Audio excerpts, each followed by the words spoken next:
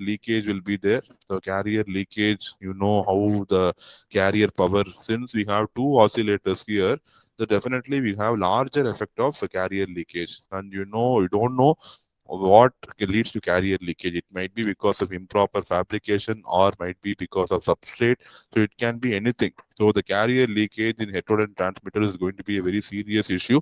And for that, you see, for first LO, I'm going to give 1 by 2 omega 1.